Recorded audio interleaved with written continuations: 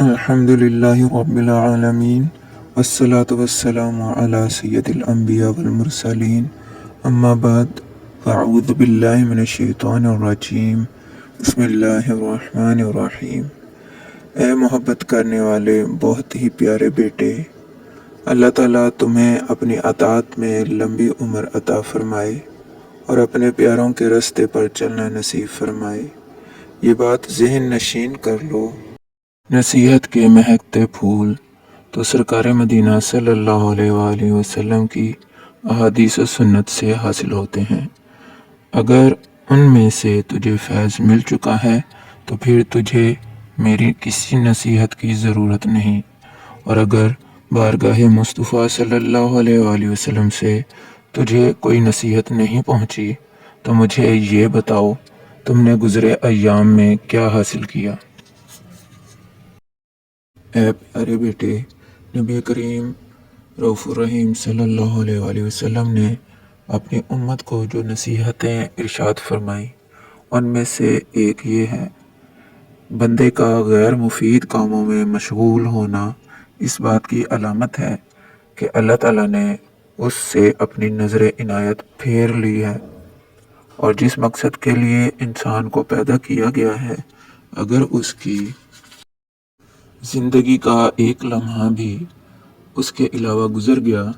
تو وہ اس بات کا حقدار ہے کہ اس پر عرصہ حسرت دراز کر دیا جائے، اور جس کی عمر 40 سال سے زیادہ ہو جائے اور اس کے باوجود اس کی برائیوں پر اس کی اچھائیاں غالب نہ ہوں تو اسے جہنم کی آگ میں جانے کے لیے تیار رہنا چاہیے۔ اے لخت جگر، نصیحت کرنا تو بہت آسان ہے، مگر اس کو قبول کر کے اس پر عمل کرنا بہت ہی مشکل ہے، کیونکہ جن لوگوں کے دلوں میں دنیاوی لذات اور نفسانی خواہشات کا غلبہ ہو ان کو نصیحت و بھلائی کی باتیں کڑوی لگتی ہیں، اور خصوصاً وہ جو رسمی علم کا طالب ہو، اپنی واہ چاہنے میں مشغول اور دنیاوی شہرت کے حصول میں مگن ہو، اس مرض کا زیادہ شکار نظر آتا ہے، کیونکہ وہ اس گمان فاسد میں مبتلا ہے کہ صرف حصول علم ہی اس کی کامیابی اور آخرت میں نجات و چھٹکارے کے لیے کافی ہے۔ اس طرح وہ اپنے علم پر عمل کو لازم قرار نہیں دیتا، حالانکہ یہ تو فلسفیوں کا عقیدہ ہے۔ یہ شخص اتنا بھی نہیں جانتا کہ علم حاصل کرنے کے بعد اس پر عمل نہ کرنا محشر کے میدان میں شدید پکڑ کا باعث ہوگا، جیسا کہ اللہ کے محبوب صلی اللہ علیہ وآلہ وسلم کا فرمان ہے، قیامت کے دن سب سے زیادہ عذاب اس عالم کو ہوگا جس کے علم سے اللہ تعالیٰ نے اسے عمل نہ کرنے کی صورت میں کوئی فائدہ نہ دیا ہو۔ حضرت سیدنا امام جنید بغدادی رحمۃ اللہ تعالیٰ علیہ کو بعد وصال کسی نے خواب میں دیکھا تو پوچھا، اے ابو القاسم، بعد وفات آپ کے ساتھ کیا معاملہ ہوا؟ کچھ ارشاد فرمائیے۔ فرمایا، علمی ابحاث اور علمی نکات کی باریکیاں کام نہ آئیں،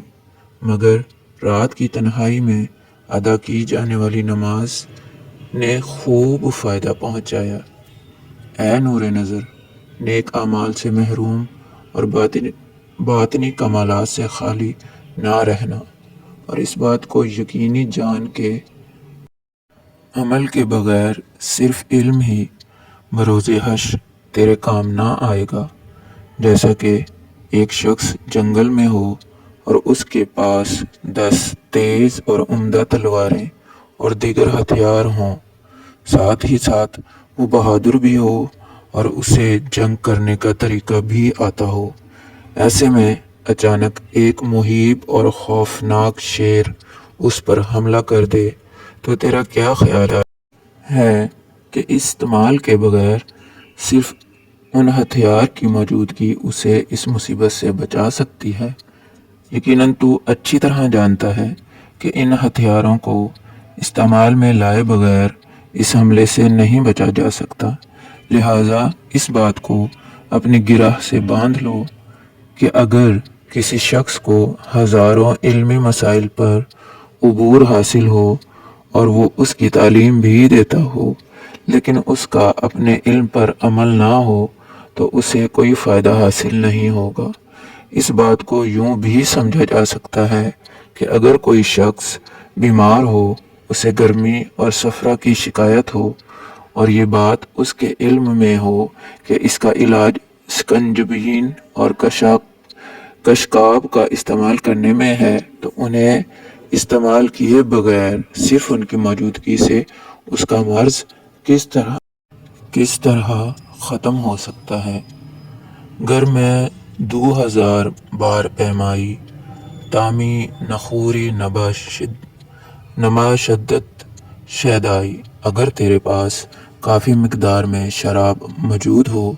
جب تک تو اس میں سے کچھ پی نہ لے تجھے نشہ نہ ہوگا۔